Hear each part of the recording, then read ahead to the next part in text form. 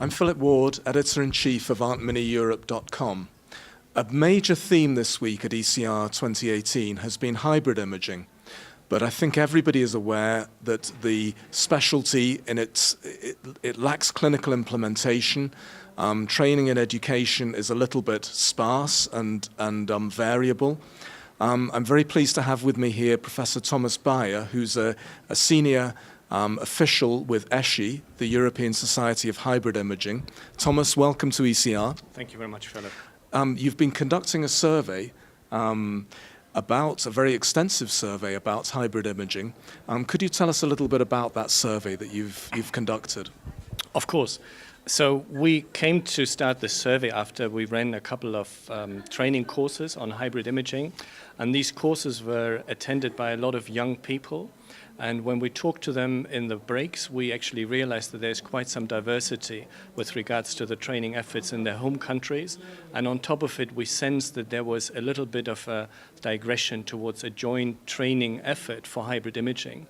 So we felt that we should set out and probe the community as to the needs for hybrid imaging training, what their expectations are, and what we could as a association or as experts in hybrid imaging contribute to this. Okay, excellent. So how many respondents did you have to your survey? Well, we sent it out in late October, and we ran it for 2 weeks, and we had about 280 responses. Excellent. How many of those were radiologists? Oh, I would say over half, about 60% were radiologists. A fraction was nuclear medicine physicians, some with dual affiliations, some who had none at the moment. Okay, excellent. And what were the key findings? I mean, what stand out to you as something perhaps a little surprising that you didn't think you'd hear from those respondents?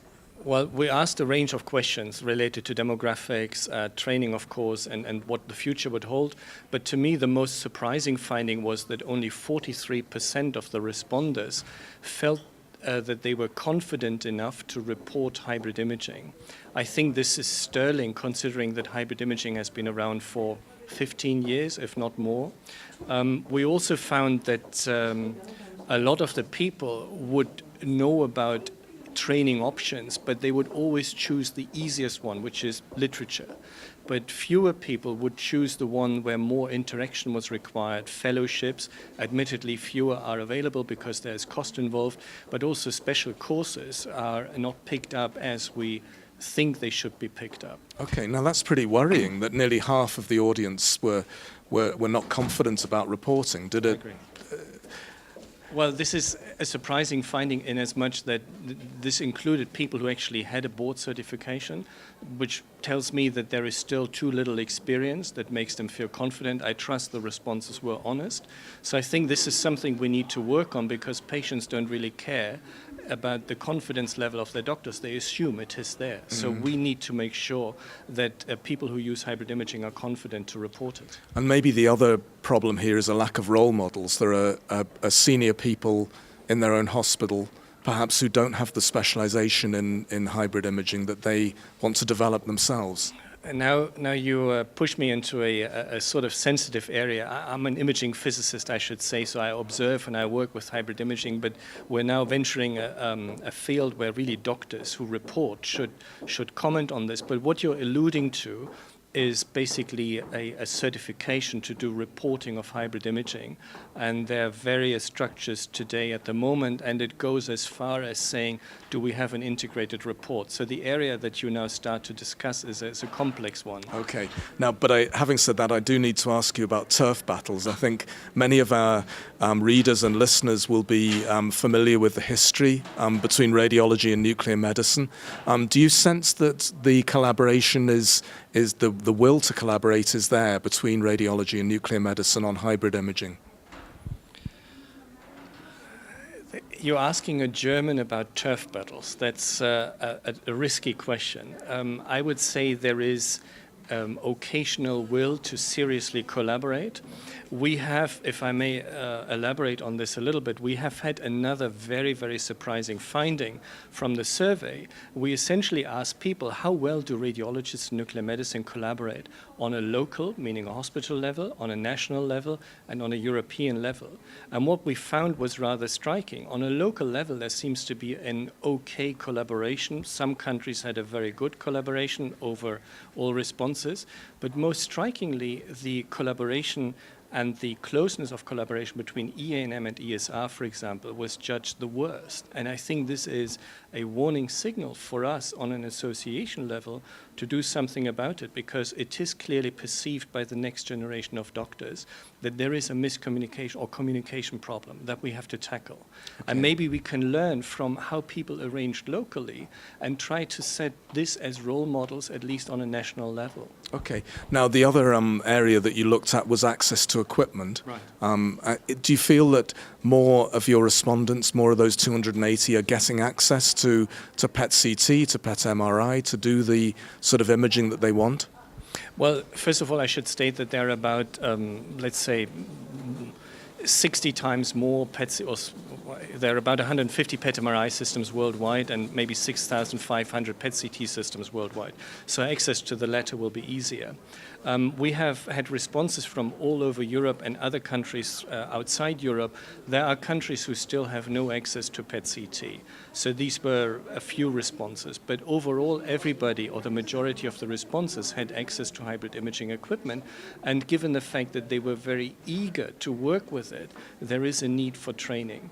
I can give you another number. We found in a separate survey that was spearheaded by Professor Ricklund and Professor Becker, which is still in the analysis stage, that 60% of the hybrid imaging devices are installed in nuclear medicine, which I think is an interesting figure.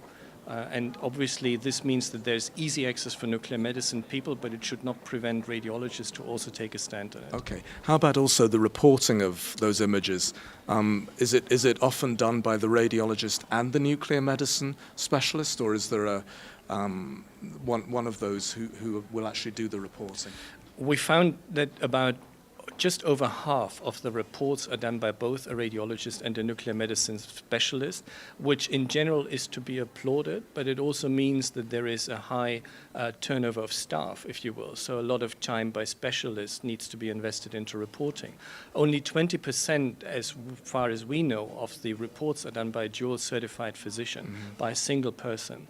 I believe that local variations lead to this special setup. What I think is the key important aspect is that whoever reports it, there should be an integrated and structured report to provide all the information essential for the referring physician. I mean, I suppose hybrid imaging can never be cost effective with that sort of basis, with that sort of duplication of reporting by two specialists. Well, you would need to do some number crunching, but in theory you are correct. You're basically putting a lot of resources in, and it is to be found out and questioned really by the healthcare system whether a single dual certified physician would do as well as two certified physicians. Okay. Overall, Thomas, would you say you're positive about the future or a little negative about hybrid imaging and where it's going? Well, being East German, I'm always negative, or let's say a little bit realistic. But I have worked in hybrid imaging over 20 years. I love this affair. I think it's the right way to go. It brings so much to the table. And we see at meetings like this and at joint meetings that just by the power of image fusion, the beauty of the images, it catches the eye. And if you go one level below it, you see there is quantification, there's reproducible quantification. So the hybrid imaging has a lot to add to patient care. We have the instrumentation, we have the understanding, we have pilot evidence. We need to turn it into clinical reality and give it traction. So I'm overall positive. Good. Well, that's nice to hear. Thank you very much for your time, Thomas. Enjoy the rest of the Congress in Vienna, and make sure you keep warm. It's certainly very cold this week. You've got some very, very cool weather for us. Yeah. It's Philip Ward, Aunt Minnie Europe, signing off.